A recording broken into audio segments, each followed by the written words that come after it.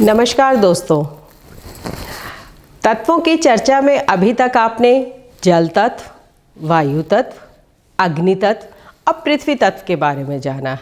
आज हम 5 तत्वों के एक और तत्व आकाश तत्व के बारे में जानेंगे। तो आज की चर्चा का विषय रहेगा आकाश तत्व। तो जानते हैं क्या है आकाश तत्व।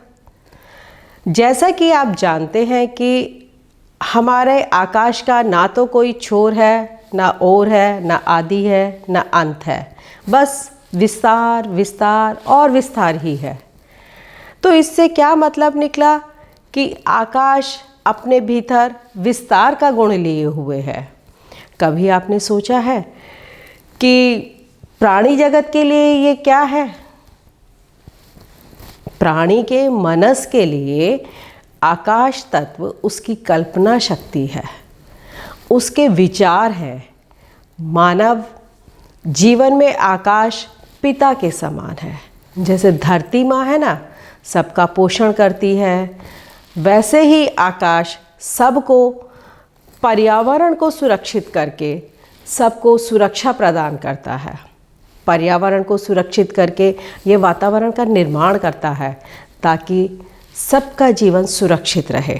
मनुष्य के शरीर में दिमाग की जो क्रियाशीलता है ना, वह आकाश तत्व है। हमारे दिमाग में जितने भी विचार आते जाते रहते हैं ना, यह सब आकाश तत्व के कारण ही होते हैं। आपने देखा भी होगा, महसूस भी करा होगा, दिमाग में अगर कोई एक बात आ गई तो बस उससे संबंधित अनेक बातें आती रहेंगी और पता नहीं कहाँ तक चलती हैं। तो इससे पता लगता है कि आकाश तत्व का गुण विस्तार करना ही है, विस्तृत स्वरूप है इसका। विस्तार के साथ साथ ये और क्या करता है, यह मैनिफेस्टेशन की प्रक्रिया को भी सक्रिय करवाता है। यह कल्पना शक्ति है, तभी तो आकाश तत्व से सभी कामनाओं का जन्म होता है। या ये कहे कि आकाश तत्व के कारण ही कल्पना शक्ति सक्रिय होती है। इसके साथ साथ ये आज़ादी का भी अभिव्यक्ति है। वो कहते हैं ना, आई नीड सम स्पेस। तो इसका तात्पर्य है कि आपको अभी स्वयं को अभिव्यक्त करने के लिए भी एक ऐसा स्थान चाहिए जहां आप अपनी मर्जी से काम कर सके और खुद को व्यक्त कर सके। यह अभिव्यक्ति आपकी आकाश तत्व के कारण ही हो रही है। आकाश तत्व का रंग सफ़ेद है। वैसे तो आकाश ट्रांसपेरेंट होता है, पारदर्शी है, परंतु पृथ्वी पर जल होने के कारण इसका रंग नीला या काला दिखाई देता है। आपके भवन में जहाँ कहीं भी रिक्त स्थान है और जो छत है वह आकाश तत्व का प्रतिनिधित्व करती है। आपने महसूस भी किया होगा, देखा भी होगा कि साधारण भवन की छतों में सफ़ेद रंग का ही इस्तेमाल किया जाता है।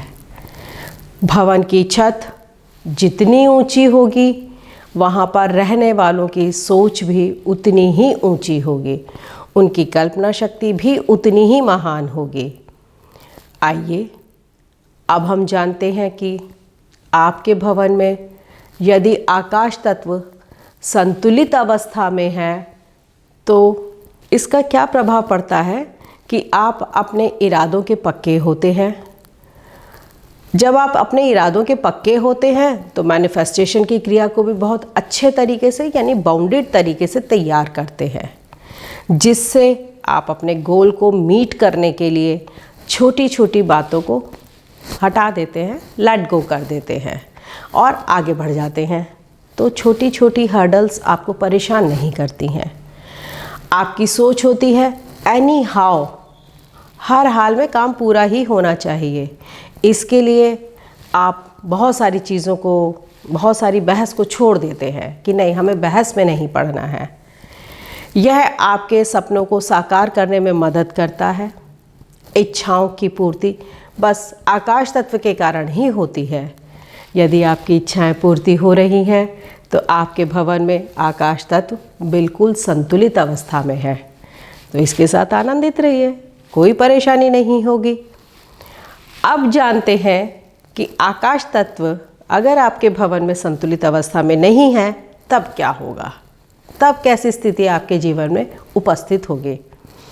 आपका जीवन छोटे मोटे कार्यों में, उलझनों में व झगड़ों में ही बीत जाएगा। आप अपने व्यक्तित्व का पूर्ण विकास नहीं कर पाएंगे। आपकी कामनाओं व इच्छाओं की पूर्ति ना होने के कारण आप में अवसाद पैदा हो सकता है। ग्रह कलह की, छोटे मोटे ग्रह कलह की स्थिति बन जाएगी। आप अपने जीवन में कभी भी बड़े उद्देश्यों को या लक्ष्यों को नहीं स्थापित कर पाएंगे। जब आप लक्ष्य ही नहीं स्थापित कर पाएंगे तो आप सफल भी नहीं हो पाएंगे। आपके सपने साकार होते रहें, यही हमारी कामना है। इसके लिए क्या करें? बस सुनते रहें, समझते रहें, जानते रहें वास्तु के इस रहस्य को। आगे की चर्चाओं में इनके समाधान हम आपके सामने रखेंगे और जानेंगे कि इन तत्वों का जन्म कैसे हुआ, कैसे ये तत्व एक दूसरे को प्रभावित करते हैं और कैसे यह एक दूसरे का विनाश करते हैं। तो सुनते रहिए, बने रहें हमारे साथ हमारे इस प्रोग्राम में। धन्यवाद।